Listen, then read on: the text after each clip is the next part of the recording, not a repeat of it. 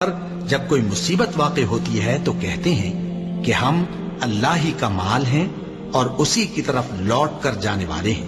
اور اے پیغمبر، جب تم سے میرے بندے میرے بارے میں دریافت کریں تو انہیں معلوم ہو کہ میں تو تمہارے پاس ہی ہوں۔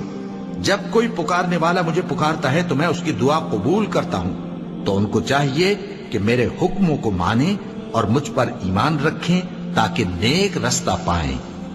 اس وقت تم میں سے دو جماعتوں نے جی چھوڑ دینا چاہا، مگر اللہ ان کا مددگار تھا، اور مومنوں کو تو اللہ ہی پر بھروسہ کرنا چاہیے۔ اور اس مدد کو تو اللہ نے تمہارے لیے ذریعہ بشارت بنایا، یعنی اس لیے کہ تمہارے دلوں کو اس سے اطمینان حاصل ہو، ورنہ مدد تو اللہ ہی کی طرف سے ہوتی ہے جو غالب ہے، حکمت والا ہے۔ اور بددل نہ ہونا اور نہ غم کرنا، اگر تم سچے مومن ہو تو تم ہی غالب رہو گے، یہ تمہارے مددگار نہیں ہے۔